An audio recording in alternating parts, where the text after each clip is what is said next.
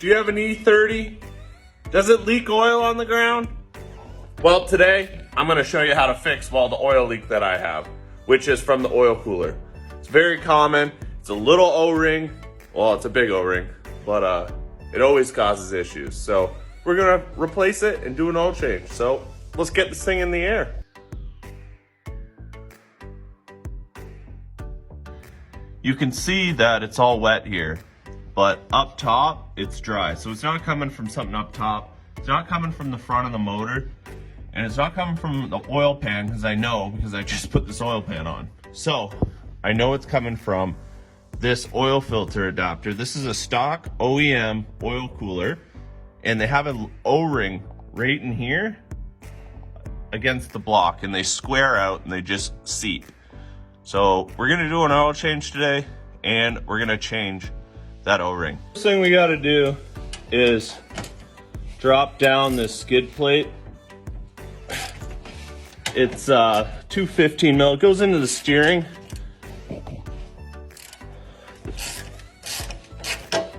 rack here, and this is out of an M42, and it sat too low. So I ended up putting a press bending it, so the drain bolt hole is in the wrong spot. So these are 15 mil. You can usually just crack them loose, and then it holds the nuts good enough. So I usually drop this down, take the bolts out, put them off to the side. I leave the nuts up top, and I try not to move. Do not move the steering or anything, because when you go to put this back in, you'll have to realign it. So I just kind of bend this down out of the way, and then we got to drain the oil out of it. It sucks, and I probably should cut a hole in here for the drain bolt, because it would make my life so much easier. Because you'll see in a second, this makes a mess. Oh, come on, baby. Oh, no. Come on, there we go. It's like there's gonna be Niagara Falls up in here in a second. Because this, everything kind of falls onto the skid plate, and then I always make a mess doing an oil change on this car. Okay, so, see? Yeah, see, it just kind of squirts out everywhere, bounces, makes a mess, starts dripping everywhere. But, you know, it is what it is. That's why we have rags and brake clean.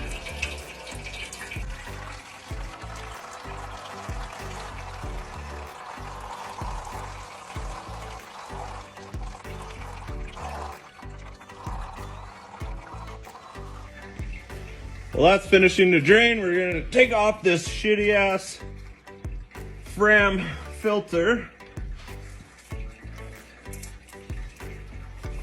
Let the oil drain out of here. Oh, what the hell? Who put this on here? Oh, it's probably me. So then this thing's gonna start drippolating on us. Oh, God.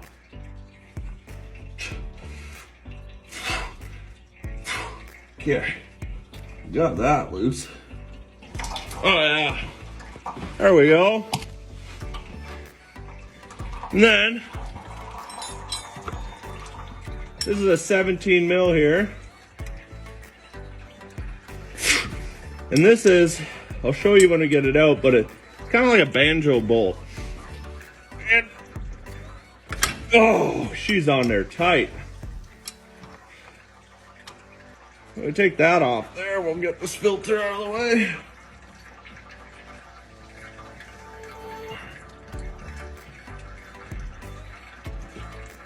Oh, yeah, look at that. No drippage. I'm gonna grab another wrench here.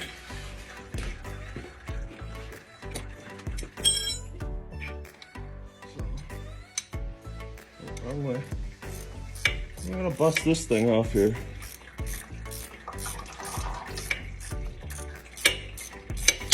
No! Oh, I saved it, guys. Almost went in the oil pan.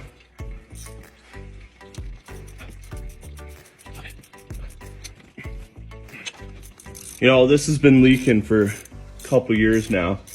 I just kept putting it off and off and off, and finally my parts guy got me the $2 O-ring, and we'll let this drain the rest of the oil out of it, and I'll show you what we got going on here. So this is that banjo bolt I was talking about. It's a hollow bolt, and it lets the oil go into the oil cooler, and there's actually a thermostat in here, so it's not always cooling your oil. And then there's a big crush washer on here, which wasn't leaking before. I should be able to reuse it. If I had another one, if I was smart, I would have ordered another one. So we're gonna toss this off to the side, and I'll show you the O-ring that we need to replace. Okay, so oil filter goes on this side, so the oil filter seals against that. Then you can see this red O-ring here. So it's like completely flattened, and when I pull it out, it'll probably be like a square. So we're gonna get in there, pull this thing out, and I'll show you guys what it looks like. Just pull it on out there. I'm gonna try to keep it in one piece. Okay. This is the O-ring we took out, and it's not really an O-ring anymore. It's more of a square ring. You see how it's all squared off and squished? There's like no elasticity left in this rubber. It's very hard. So this is the one we're replacing it with. As you can see, it's just an O-ring. The side of the motor, make sure where the O-ring's sitting, there's nothing on there. There's no corrosion, no gunk, anything like that. Wash it all down, make sure everything's perfectly clean, so that when you put your new O-ring in, it doesn't leak again.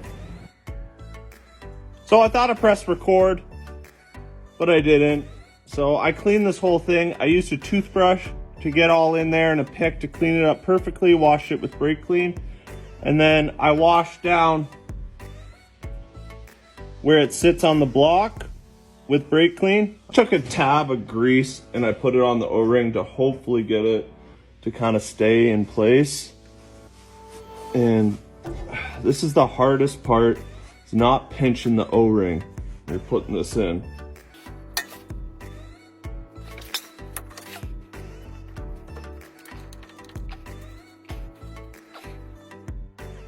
Went in my parts cabinet there, and I guess I must have bought like a whole load of these Fram filters, so I guess that's good enough. But I put the filter on there before tightening this down so I can adjust where I want the filter to be. So it's not, see how if I would have put it on like that, it would be hitting here. I'm gonna move this up so I have the perfect amount here. And yeah, we're gonna tighten that up. Tighten this guy up. And you don't want to torque this down too hard because it is a hollow bolt and you do not want to snap it. All right, so that's done. So now we're gonna put the drain plug back in, fill her up with oil, and see if she leaks.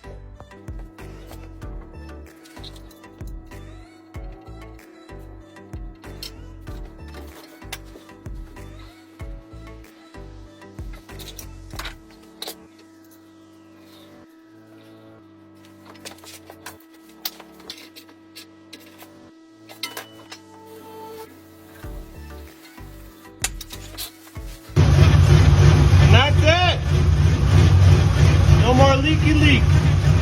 I took her for a drive, jacked it back up, and she is not leaking. I also checked the transmission fluid, rotated my tires, redid my alignment, took her for a spin, and she's good to go. I know that was a long video, but I hope you learned something and enjoyed it. So let me know in the comments. What do you think?